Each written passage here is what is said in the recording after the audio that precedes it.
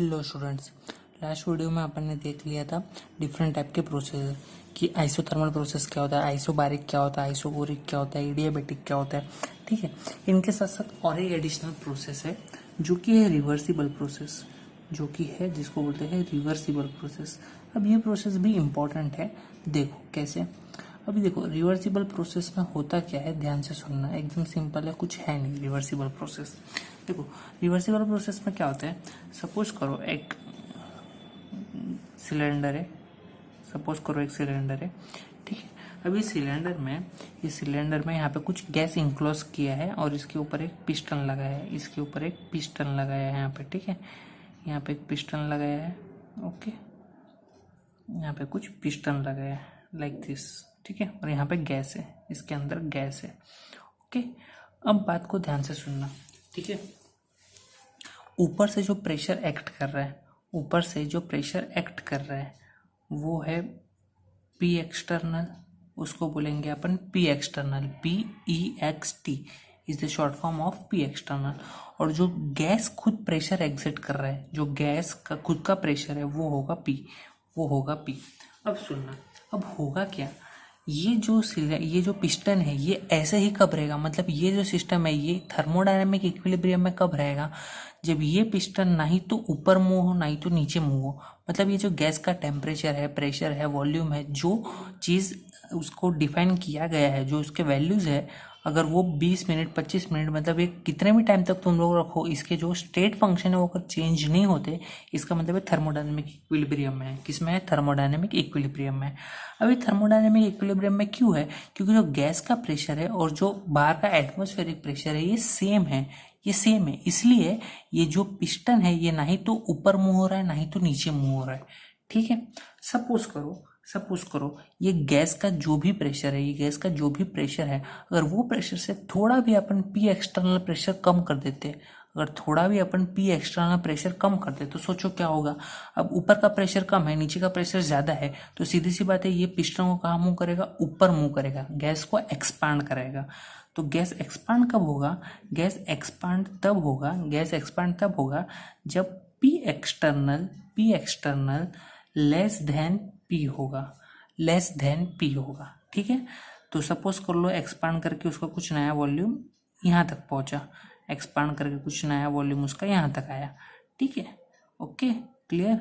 ये है इसका P और ये है P एक्सटर्नल, यहाँ पे रहेगा P एक्सटर्नल। लेकिन इतना याद रखना कि ये वाला जो P एक्सटर्नल है ये लेस देन P है, इसके लिए यहाँ से ये गैस थोड़ा एक्सपांड कर गया है। इसका वॉल्यूम चेक करो और इसका चेक करो, डेफिनेटली एक्सपांड हो गया है, ठीक है। अगर सपोज करो अगर थोड़ी भी स्मॉल वैल्यू से भी अगर P एक्सटर्नल जो है, ये जो P एक्सटर्नल है ये हो जाता है ग्रेटर देन P। अगर थोड़ी भी ज़्यादा वैल्यू से P external greater than P हो जाता है तो गैस का क्या होगा? बोलो, गैस का होगा कंप्रेशन। सपोज करो इसमें ही अगर P एक्सटर्नल ज़्यादा हो गया, थोड़ा सा भी P एक्सटर्नल ज़्यादा हो गया P से, तो ये जो गैस है ये ये एक्सपेंशन के जगह क्या होने लगेगा? गैस का कंप्रेशन होने लगेगा, ठीक है। गैस का क्या होने लगेगा? कंप्रेशन। तो सपोज करो ये वही सिलेंडर है, ठीक है। अब ये इतना था तो ये कंप्रेस हो गया, थोड़ा सा कंप्रेस हो गया, ठीक है, ये थोड़ा सा कंप्रेस हो गया, ओके, ये थोड़ा सा कंप्रेस हो गया। ये है इसका P और ये है इसका P एक्सटर्नल, ओके। तो अब यहाँ पे क्या है? P external greater than P है। अब चेक करो, अब ध्यान से चेक करना, ये था इसका ओरिजिनल कंडीशन, ये P एक्सटर्नल जब कम हो गया P से, लेकिन अगर P एक्सटर्नल वापिस से ज्यादा हो गया, ग्रेटर देन P हो गया, तो चेक करो इसका ये, अब चेक करो इसका लेंथ एंड इसका लेंथ। तो सबसे ज्यादा चेक करोगे तो इसका लेंथ है, मतलब इसका लेंथ ज्यादा है। उसके बाद में अगर P एक्सटर्नल थोड़ा भी बढ़ गया प्रेशर ऑफ द गैस से, तो वो कंप्रेस होना चालू हो जाएगा, ठीक है। और ये था उसका ओरिजिनल कंडीशन, एकदम स्टार्ट ऑफ द कंडीशन, ठीक है। तो तुम लोग समझ सकते हो कि ये जो प्रोसेस है इसमें क्या हो रहा है कि थोड़ा भी अगर P एक्सटर्नल और P के वैल्यू में थोड़ा भी कम ज्यादा चेंजेस होगा तो ये प्रोसेस कोई भी स्टेप पे रिवर्सिबल हो सकता है। मतलब क्या, अब ये P एक्सटर्नल का वैल्यू कम है, पी से, तो ये एक्सपांड होगा एक्सपांड होगा एक्सपांड होगा। लेकिन अगर सपोज कोई ऐसा स्टेट आया कि पी एक्सटर्नल का वैल्यू अगर ज्यादा हो गया, पी एक्सटर्नल का वैल्यू ज्यादा हो गया पी से, तो ये वापस से एक्सपांड की जगह कंप्रेस होना चालू कर देगा। क्या होना चालू कर देगा? कंप्रेशन होना चालू कर देगा। मतलब रिवर्सिबल प्रोसेस एक ऐसा प्रोसेस है जहां पे opposing force and driving force, अब ऑपोजिंग फोर्स मतलब पी एक्सटर्नल और ड्राइविंग फोर्स मतलब प्रेशर ऑफ द गैस।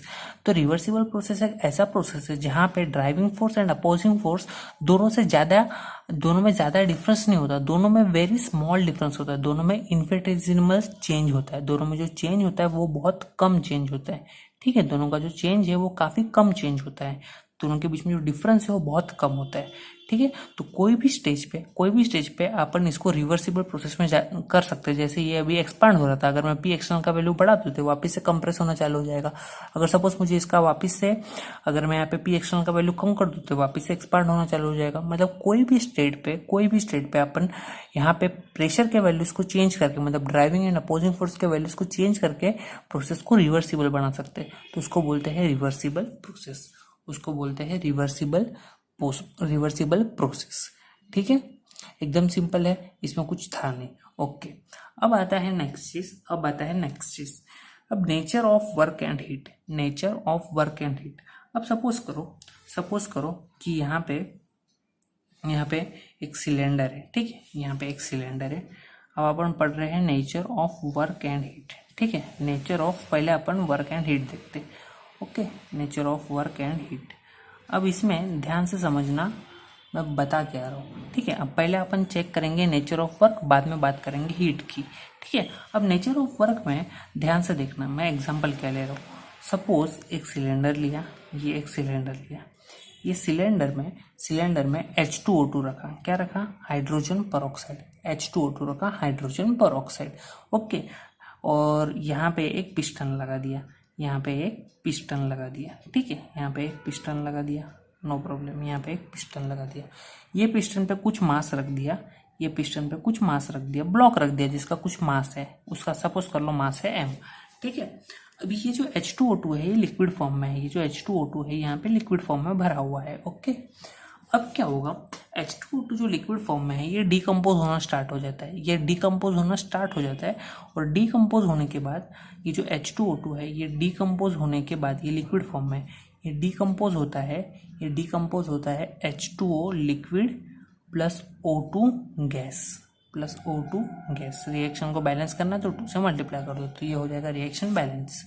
अभी यहाँ पे क्या हो रहा है, प्रोडक्ट में देखो गैस का जनरेशन हो रहा है। अभी लिक्विड था, लिक्विड से अगर ये लिक्विड प्लस गैस का जनरेशन कर रहा है तो गैस क्या करेगा, गैस तो एक्सपांड होने की कोशिश करेगा क्योंकि लिक्विड के ऊपर पिस्टन रखा है, नो प्रॉब्लम। यहाँ तक पूरा लिक्विड भरा हुआ है।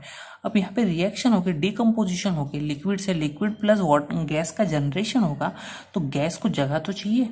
मतलब ये क्या करेगा, गैस क्या करेगा, ये जो पिस्टन है इसको अप साइड मूव करेगा, मतलब यहाँ पे एक्सपांसन होगा। यहाँ पे क्या होगा, यहाँ पे होगा एक्सपांसन। ठीक है, यहाँ पे होगा एक्सपांसन। अब ये आया इसका नया पिस्टन का पोजीशन, ये आया न्यू पिस्टन का पोजीशन। जो ब्लॉक है वो तो वैसे ही है, उसको कुछ नहीं हुआ, मास m।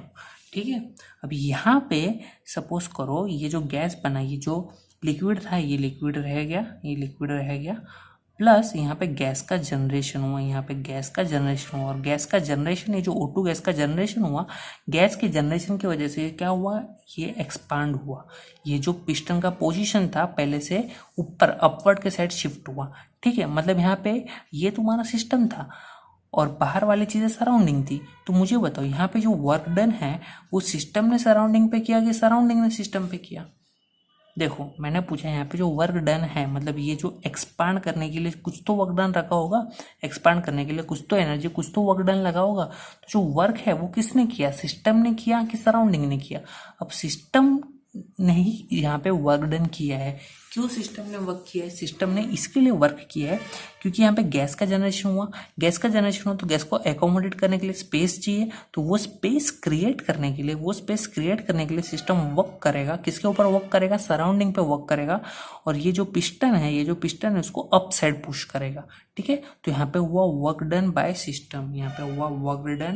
सिस्टम। ठीक है, अब जरूरी नहीं है सारे केसेस में सिस्टम ही वर्क डन करे।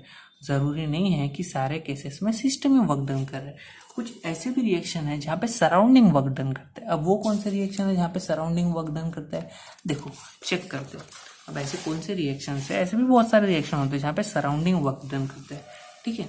अब वो कौन से रिएक्शन से चेक करते हैं, देखो सपोज करो अपन अमोनिया को गैस फॉर्म में लेते, किसको गैस फॉर्म में लेते, अमोनिया, NH3 को गैस फॉर्म में लेते, प्लस HCl को भी गैस फॉर्म में लेते।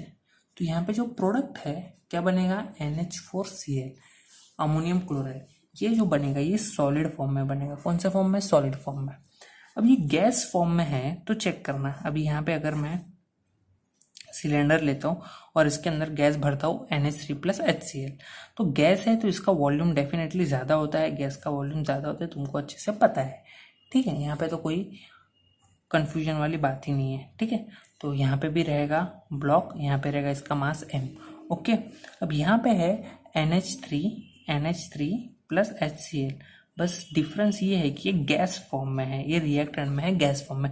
अब जब इनका रिएक्शन होगा तो ये किस में कन्वर्ट होगा, सॉलिड में कन्वर्ट होगा। और तुमको पता है सॉलिड में कन्वर्ट होगा तो ये जो वॉल्यूम है, वॉल्यूम कम होगी, बढ़ेगा, गैस टू सॉलिड जा रहा है तो सिंपल सी चीज़ है, वॉल्यूम जो है वो कम होगा, क्योंकि सॉलिड का वॉल्यूम कम होता है, ओके। उसमें पैकिंग अच्छी होती है इसलिए उसका वॉल्यूम कम होता है, ओके। अब यहाँ पे क्या होगा, सपोज करो ये न्यू पोजीशन आ गया पिस्टन का, ये पिस्टन का न्यू पोजीशन आ गया, ठीक है। अब ये जो पिस्टन का न्यू पोजीशन है, यहाँ पे है इसका मास है, ब्लॉक को तो चेंज नहीं किया, ब्लॉक वैसे का वैसे ही है। अब यहाँ पे जो फॉर्मेशन हुआ NH4Cl का सॉलिड फॉर्मेशन, अब यहाँ पे क्या हुआ, कंप्रेशन हुआ। चेक करो क्या हुआ, कंप्रेशन हुआ। अब कंप्रेशन हुआ इसका मतलब क्या हुआ, कंप्रेशन हुआ इसका मतलब क्या हुआ, वर्क डन किसके ऊपर हुआ, वर्क डन किसके ऊपर हुआ, सिस्टम ने कोई वर्क डन किया क्या, सिस्टम ने कुछ किया वर्क डन, सिस्टम ने कुछ भी नहीं किया। यहाँ पे जो भी किया सराउंडिंग ने किया, सराउंडिंग ने वर्क डन किया सिस्टम पे, सराउंडिंग ने वर्क डन किया सिस्टम पे, ठीक है। यहाँ पे work done on the system आएगा, यहाँ पे work done on the system, यहाँ पे सिस्टम पे वर्क डन हुआ है, यहाँ पे सिस्टम पे वर्क डन हुआ है। और जो प्रीवियस एग्जांपल था वहाँ पे सिस्टम ने वर्क डन किया था, work done by the system. तो वर्ड्स को समझो, work done by the system and work done on the system, ठीक है। तो यहाँ पे ये चीज़ें क्लियर हुई, यहाँ पे ये चीज़ें क्लियर हुई। अब देखो, अब जो वर्क डन है उसको अपन नॉर्मल फिजिक्स में या तो मैकेनिक्स में कैसे बोलते हैं, फोर्स इनटू डिस्प्लेसमेंट। अपन नॉर्मल बेसिक फॉर्मूला क्या बोलते हैं वर्क डन का, फोर्स इनटू डिस्प्लेसमेंट, ठीक है। अभी ये केस में वर्क डन कैसे निकालोगे, यहाँ पे पिस्टन वाले ऐसे जो एग्जांपल्स है इसमें वर्क डन कैसे निकालोगे, यहाँ पे तुम लोग चेक करोगे तो गैस का जो प्रेशर होता है, गैस का जो प्रेशर होता है, तो प्रेशर इनटू वॉल्यूम, अगर प्रेशर इनटू वॉल्यूम तुम लोग मल्टीप्लाई बाय करते हो तो ये वर्क डन का काम करेगा। कैसे करेगा, देखो प्रेशर का फॉर्मूला क्या होता है, फोर्स अपॉन एरिया।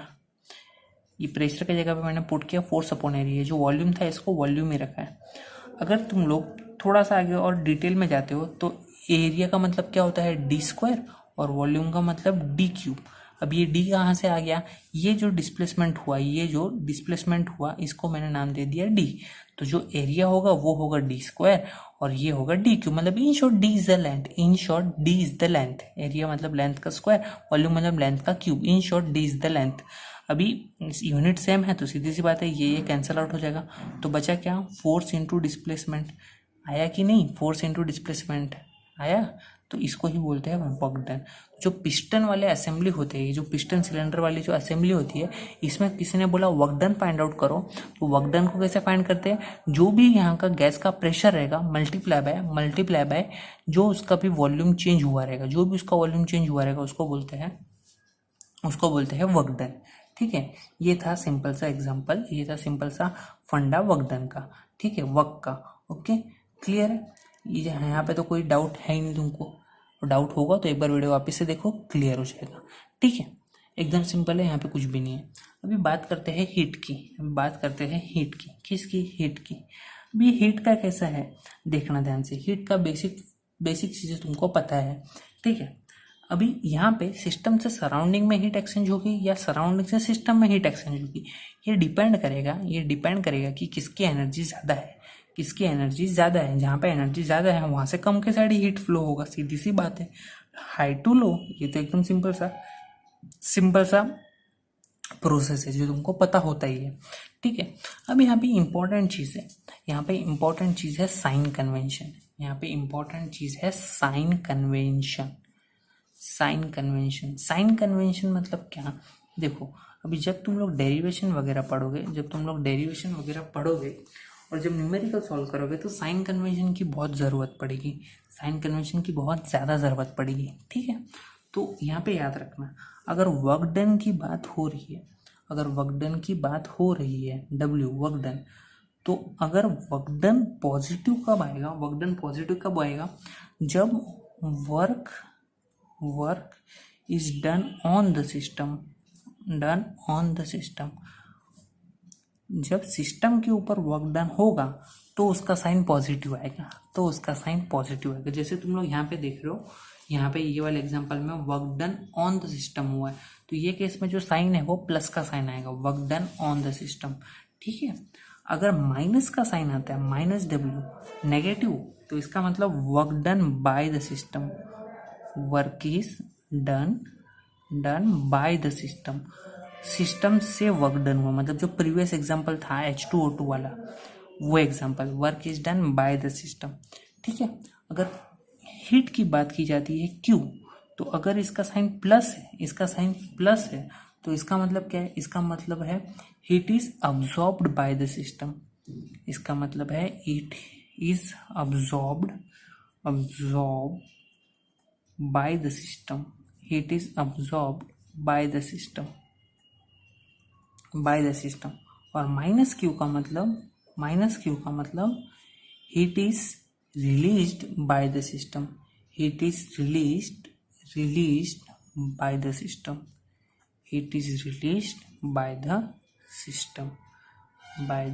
सिस्टम, तो ये साइन कन्वेंशन बहुत जरूरी है। +W मतलब work done on the system, -W मतलब work done by the system, +Q मतलब heat is absorb by the system, -Q मतलब heat is release by the system. तो एक डायग्रामेटिकली फॉर्म में अपन इसको समझते हैं, जैसे कि एकदम सिंपल है, अगर ये बहुत डायग्राम देखा होगा तुम लोगों ने, सब जगह मिल जाएगा, एकदम सिंपल डायग्राम है, ब्लॉक डायग्राम है। अगर ये सिस्टम है, तो अगर वर्क डन हो रहा है सिस्टम पे, work is done on the system, तो ये रहेगा +W। लेकिन अगर सिस्टम खुद वर्क डन कर रहा है, work is done by the system होगा, तो ये माइनस आएगा। तो ऑन द सिस्टम इसके लिए अंदर वाला एरो आया, बाय द सिस्टम इसलिए बाहर का एरो किया। अगर heat is absorb by the system, अगर सिस्टम पे तुम लोग हीट दे रहे हो सिस्टम को, heat is absorb by the system, तो +Q। लेकिन अगर सिस्टम हीट रिलीज कर रहा है, तो ये हो जाएगा -Q। अगर सिस्टम हीट रिलीज कर रहा है तो ये हो जाएगा -Q, ठीक है, क्लियर, ओके, थैंक यू।